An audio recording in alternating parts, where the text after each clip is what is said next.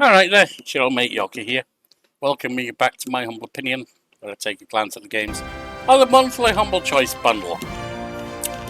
From June 2024, we have Knights of Honor 2 Sovereign. Looks like a mix of Total War and... Sorry, I shouldn't have started before I finish these logs in, should I? Sorry about that. Total War and Crusader Kings, and then trying to do its own thing.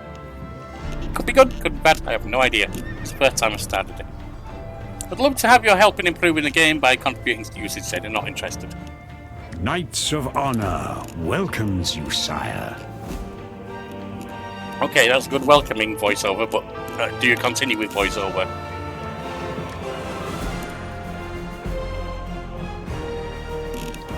Alright, we have... I can go for province, I can go for kingdom. Win the campaign by becoming Emperor of the World, developing all kingdom advantages, or conquering the entire map. Does it say what that means? No. Minor victory, none. Greedy kings. Become a wealthy ruler. Peasant rush, defend your territories. Okay.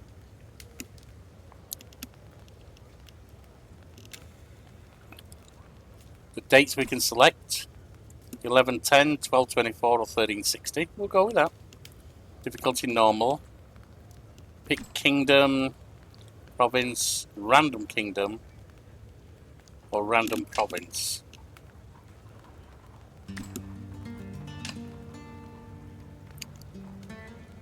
Balanced, etc. Let's go to Scotty Botland.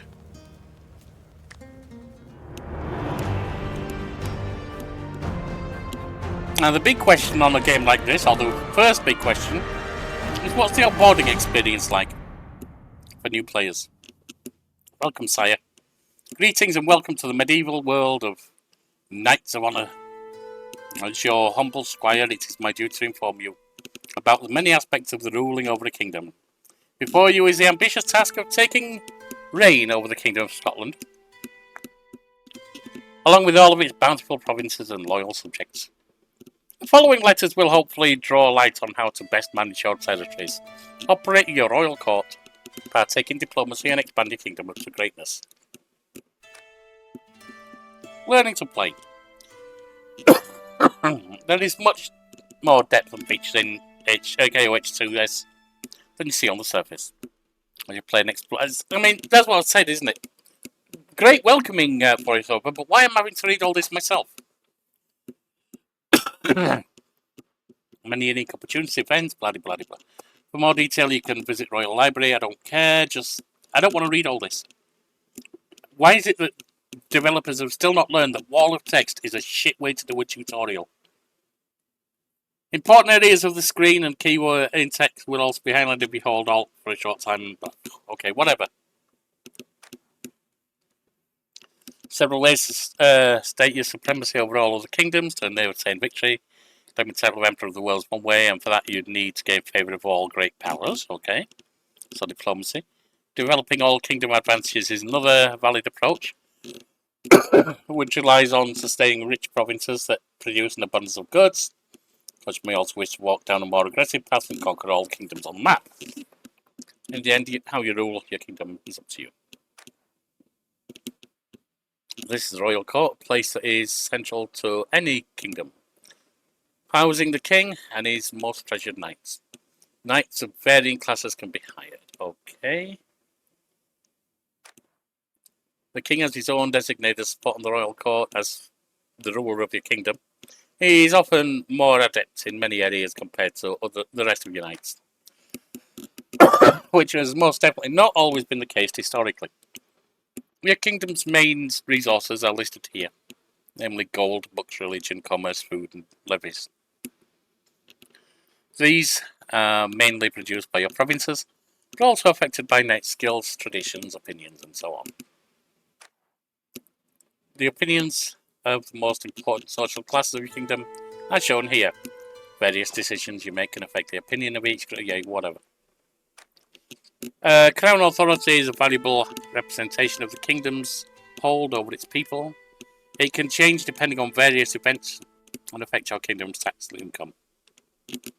Stability, espionage, defense, and corruption.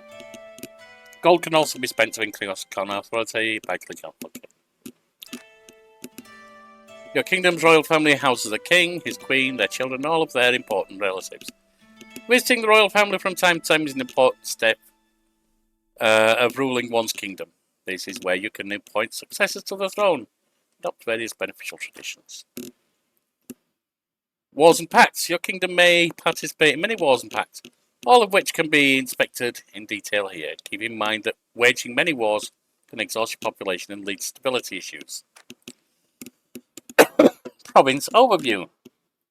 Keeping track of all of your provinces can be a daunting task. All of them are listed here. This ledger holds information about what your lands produce, who governs them, what is being built, and what state they're currently in. Great powers and ranking. The other thing is, when it comes to doing a tutorial, and I strongly feel this, firstly, don't do wall of text. You don't need to. It's not good. Secondly, don't do read all this, read all this, read all this, read all this, read all this. Don't actually do anything. Just read all this, and try and remember it all. No, teach by having doing. As your kingdom grows, so does your fame. The top 8 kingdoms which hold the largest amount of fame are considered great powers, owning the right to claim their might and become emperor of the world. Current great powers and rankings may be viewed by clicking on this element. Advantages. Another way to claim victory is for your kingdom to produce import all available goods. These are split into advantages with unique effects which can be seen by clicking on this element. The time can be paused, sped up. Okay. Fine, done. Okay, now what? We have something.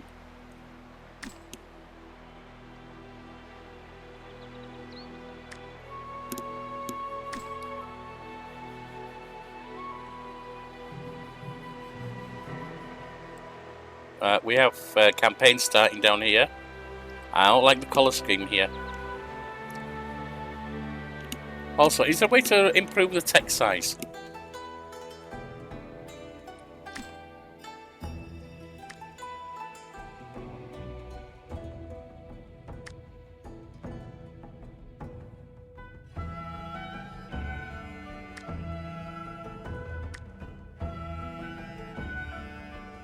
Apparently there isn't. Why am I limited to a small text size?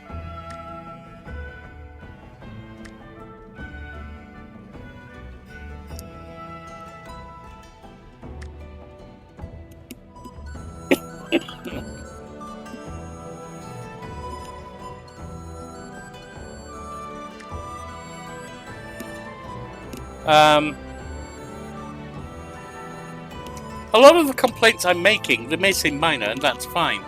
Individually they are, perhaps. But they are all also problems for onboarding a new player. And every time you give a reason for a player to quit, you lose players. Don't do shit like that. Behold, the current great powers. Oh, a voiceover at last. Although, not doing anything useful. I know I clicked on great powers, why don't you read this instead? Alright, to be considered a great power, you must be amongst the kingdoms with the highest amount of accumulated fame. Each great power benefits from various bonuses, ranging from increased army morale to a higher influence during diplomatic negotiations. We have no great powers listed. All kingdoms compete with each other in various rankings. The higher up you are on the leaderboard, the more fame you gain. I can barely read this. It is minuscule. I want to see more of the game, so I'm going to continue for a while, but I can already tell you this is being deleted and I'll never come back to it. I don't have fantastic eyesight, and I could do with better glasses, but they're about $500 for me. You've deliberately made it so your text is tiny. Why? And then you've done sepia with basic black and italics. Italics also reduce legibility. Develop the kingdom economical and commercial powers to spread its fame to distant lands. Okay, we've got not finances, rank 56. Rank 11 on commercial power, 250. Rank 30 on trade monopoly, none. Maintain high levels of stability in all realms. I can't read this. Okay, let's take a look at a different tooltip. Let's see if there's anything else. Apart from competing in rankings, various other factors may increase your kingdom's fame. Owning vassals, controlling the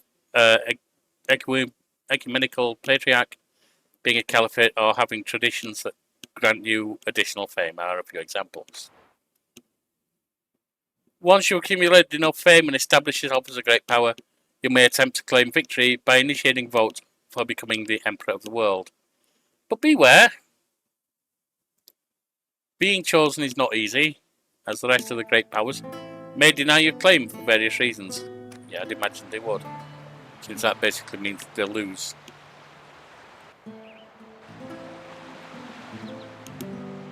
Right, what's this Your one? wisest of rulers and his king. The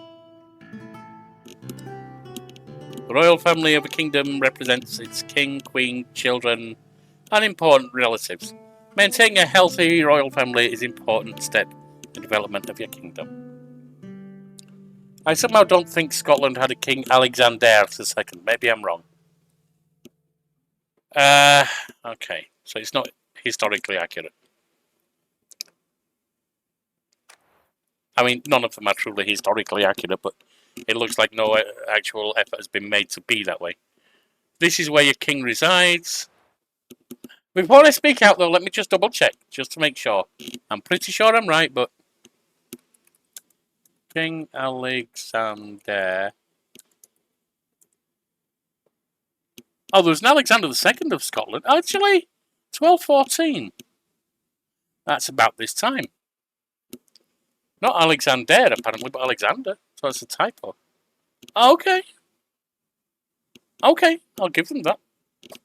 Well, I don't think he was wearing a shirt that looked like a farmer's shirt or a worker's shirt from the 20th century. Each king has a set of abilities which come into play in various actions and events. Princes also have abilities, so it's important to keep track of those when thinking who should succeed the throne. This is where your queen resides. She also possesses abilities which are added to those of your king. The princes and princesses of Scotland reside here. Spouses. Each one of your princes and princesses can be wed to a noble from another kingdom, giving you royal ties with their nations. Potential rights to claim inheritance, effects in espionage, and so on. Any prince of yours can be assigned to the as the heir of Scotland, as long as he is at least juvenile. The repercussions are heavy if the king perishes without a successor.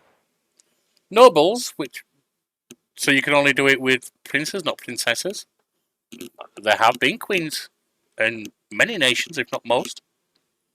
Most Western nations, at least, and a lot of other nations too, heavily biased towards a male lineage, but still. Nobles which were part of the previous royal family of Scotland are displayed here. These knights may succeed the crown.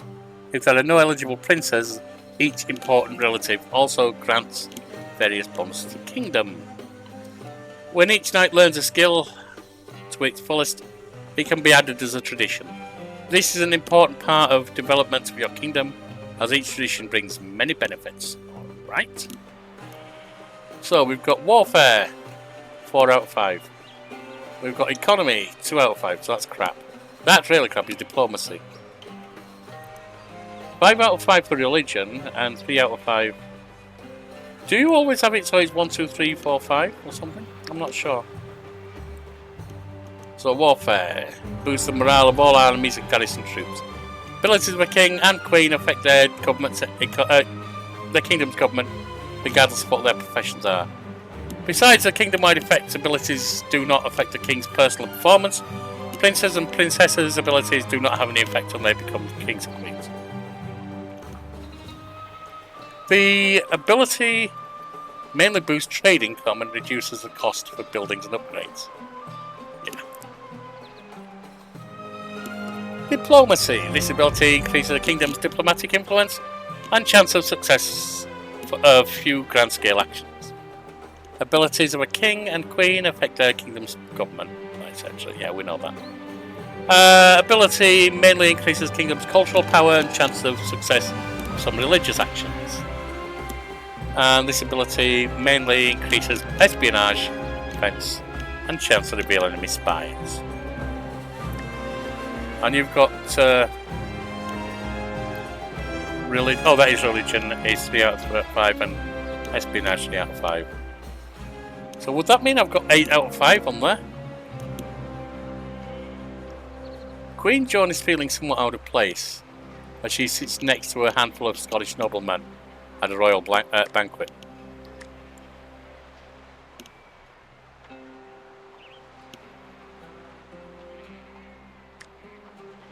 I can't add any at the moment because I don't have any. And we have no nobles. Okay. Nobility opinion 1. Army opinion 1. Merchants -1. Clergy 1. Peasantry 1.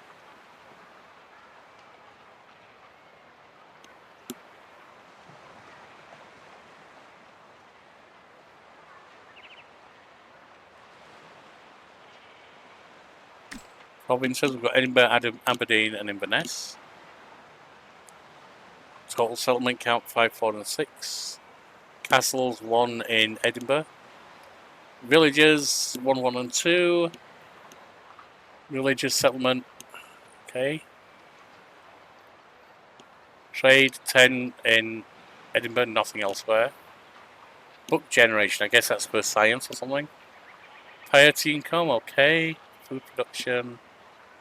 Levies, yeah, fine.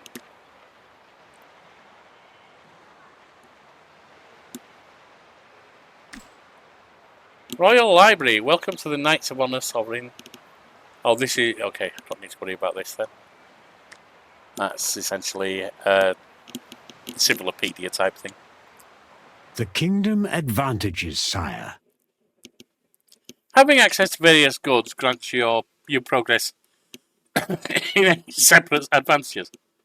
An advantage is completed once you produce or import all goods associated with it. Completed advantages grant your kingdom a set of bonuses. Goods can be produced by various buildings and upgrades. They can also be imported via merchants sent to foreign kingdoms for the right amount of gold and commerce upkeep. Once a kingdom gains access to a good, it is available through all of its provinces. Once your kingdom has access to all goods, etc., yeah, fine. Glass. You can produce glass in Aberdeen. Oh, okay, so we see what we've got here. So we don't have ale. We don't have candles. We do have that. Glass. We do have meat. Don't have medicine. Oils. Okay. Fine. Friends, threats and wars. All active wars in which a kingdom participates are displayed here. Each war shows a list of supporters, the current war score, and the balance of power between sides. Waging multiple wars for a long time increases your kingdom's war exhaustion, which lowers your stability of your provinces. The only way to reduce accumulated war exhaustion is to abstain from war for some time. These are some of the kingdoms with which you maintain the best relations. None. And threats.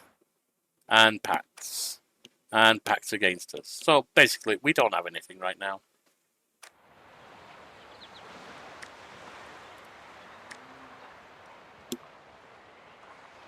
Okay. Allies none, enemies none. I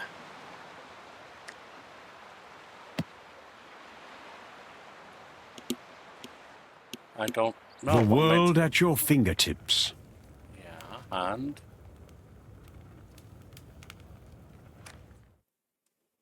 King's stances and relations. When a foreign kingdom is selected, this space contains information about your actions, your influence over its people, your stances between your nations. Diplomatic negotiations with a foreign kingdom can be initiated by clicking on the audience button. The Queen and royal children of the selected kingdom can be seen here. Your own princes and princesses may also appear alongside their spouse if you have any royal ties with the selected kingdom. As the game progresses and relations change, each kingdom starts having some friends and threats. If war occurs, these can grow into allies or enemies, which may later become vassals or sovereigns. Okay.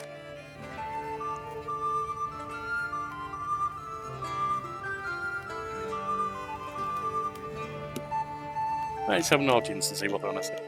A surprising visit, King Alexander II. What do you want to talk about? Diplomatic negotiations can be initiated with any foreign kingdom.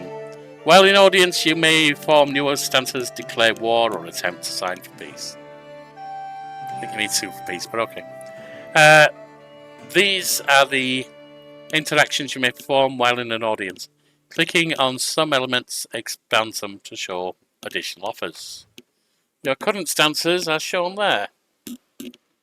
When at peace, these can include trade, non-aggression, royal marriage, etc. Forming new stances along with landing other successful diplomatic offers improves your relations. Many events that happen outside of the audience can also affect your relations with various kingdoms. So we're basically completely neutral with these folks.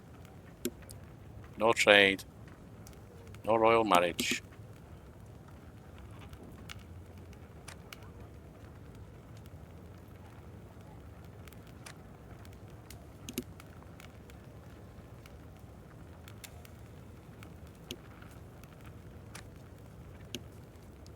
I really don't want to do any of that.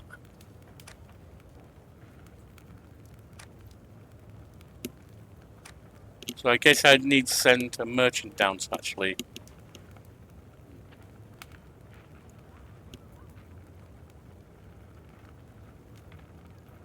Oh, that's not counted as one, okay. There's Connaught.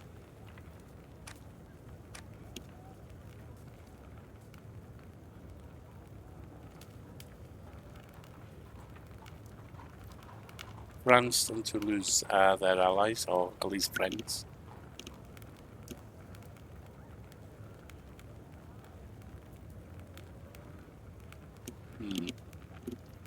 What else is there I can do? I'm not really seeing instructions on what to click on. So actually initiate anything.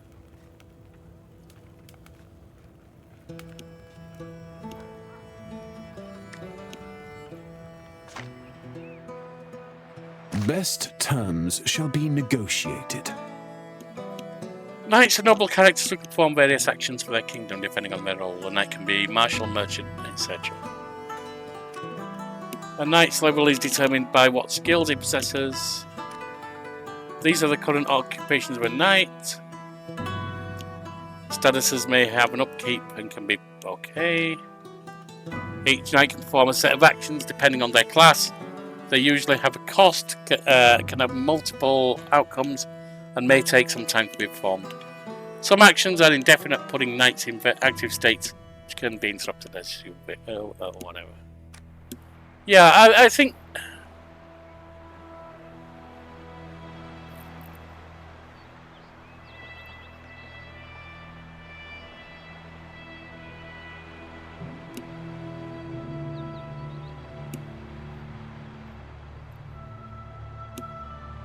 Let's see if we can improve relations with Gwynedd.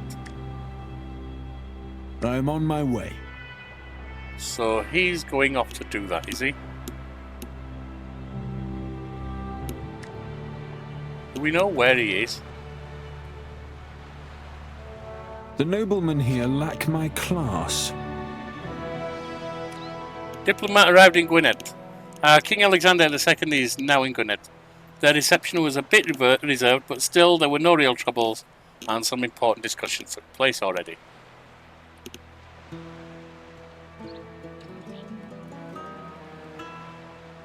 So he's still working on that. Hang on, plus.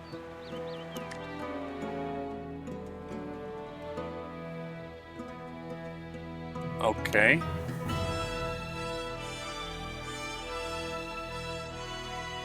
Oh, he's just telling me available skills. One of several randomly chosen skills can be learned by a knight at each learning stage. A knight may learn up to 3 skills that are primary to his class, indicated by their code. A knight may learn up to 2 skills which are primary to other classes. These are considered secondary. Lovely readings. Okay, so we've got that underway as well.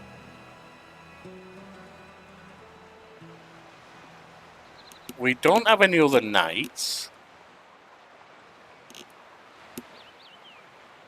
His Excellency the King and his most noble family.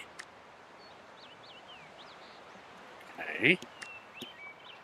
This just seems weird. I mean, where do I recruit merchants or whatever? Stances. This is different filters on the map. No. A diplomatic message has arrived. We got some progress. This is where diplomatic messages arrive. I was trying to click on it, but you wouldn't let me. We offer you the honour to trade with England if you are ready to meet our terms. We'll need some coin. Something like 500.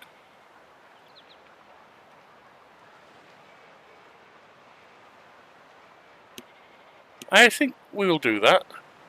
Our merchant's opinion has improved. The trading elite within our kingdom applauds the decision of their king. Sire, our diplomat managed to improve our relations. Relations with Gwynedd improved. Sire, King Alec, managed to improve our relations with Gwynedd. Relations plus 108. And what's this? Trade centre moved. The merchants of Suzdal saw the prosperity and opportunities arising in Yaroslav and moved there.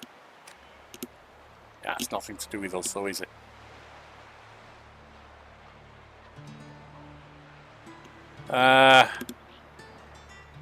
Okay.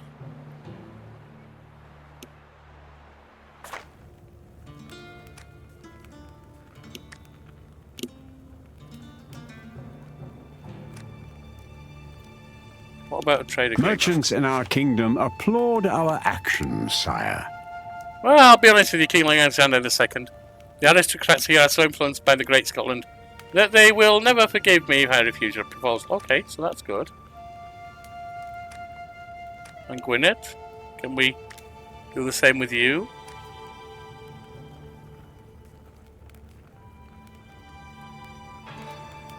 No, apparently not. What if we demand it? Nope.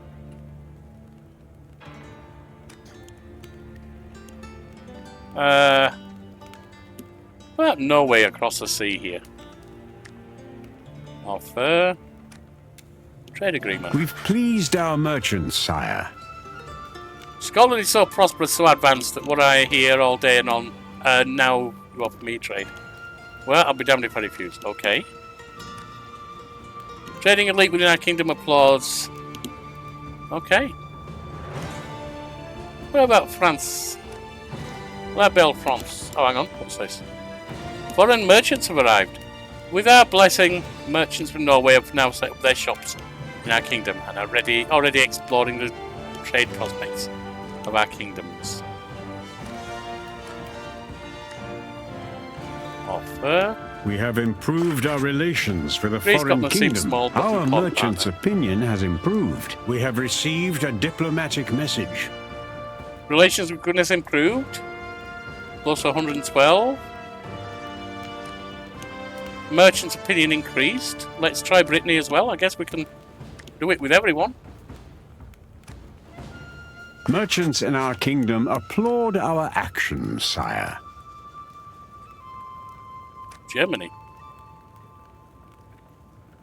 Was Germany even a thing back then? Enough long-term partners, okay. Sweden.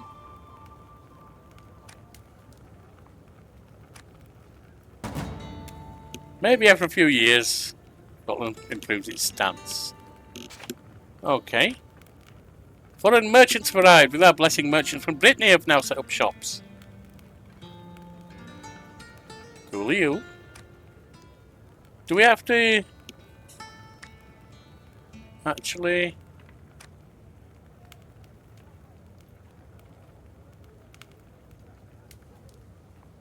We can do non-aggression, I assume.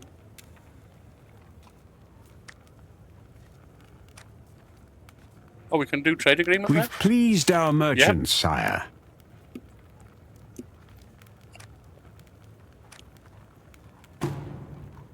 Willing to sign a non-aggression pact with Scotland. There must be a bit more to the offer. Well, we're making a lot of money, so we'll accept that.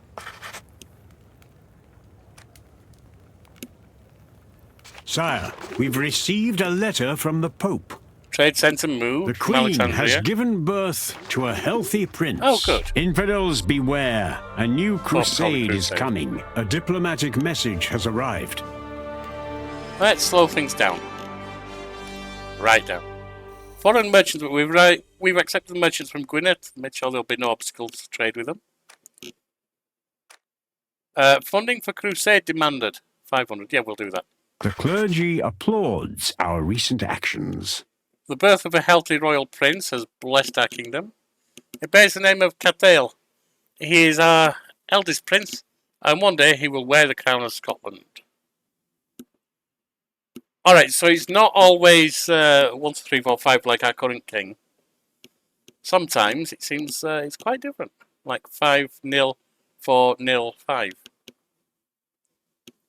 Prepare him for his future knightly duties by picking his class. Could be warfare or spy. Let's make him a general, shall we? We'll hold a feast. Why not? We need to celebrate the lad. Sire, we've pleased our nobility. The opinion of our peasantry has improved. Gwynedd demands us to attack England. Yeah, no, we're not doing that. Let me think. Crusade against Cumania. Blessed days are upon us. Pope Honorius the third is called Crusade against Cumania. Okay. Our clergyman cordially congratulated us for his wise decision to accept diplomatic relations from the Holy See. Enjoyed the feast. Peasantry. Besides the glorious feast which King Alexander II invited all prominent nobles, free food and some coin were given to the poor and ordinary people.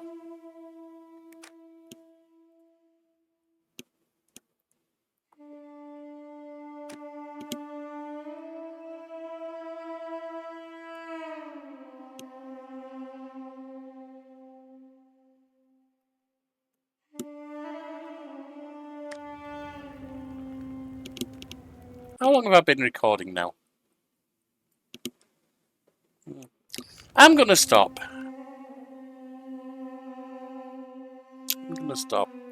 Honestly, I can't say it's been a pleasing experience. As we move forward in time, I do begin to see there's certain options. The onboarding is trash. The onboarding does not give you a good entry to the game at all, and should be done a lot better than this. It looks like there's more to it, but you got to figure it out yourself. And there's, unlike Crusader Kings, where there's helpful prompts and stuff in various places, this just doesn't seem to have them, or at least not obvious. And the way the text is so tiny and can't be changed, that's a nightmare for someone who doesn't have fantastic eyesight. No. This is a firm no from me, and I'm disappointed because I wanted it and thought it would be a yes. So this is going to be a deletion. Obviously, I'm never going to play it again. And that disappoints me because this was one I was really looking forward to. So, for me, this is a fail. I can't even say... maybe it was worth $1.50 for the opening experience, trying something new, but I don't even think I'd give it that. And it's not because there's no capability in the game. It looks like there might be. But the onboarding is so trash, reaching it is a nightmare. And the user interface is so problematic in my mind that I don't like even looking at it. Especially the text size, but that's not the only thing. So no, for me this is most definitely a fail. And I wish it wasn't. I really had a lot more hope for it than that. See you next time.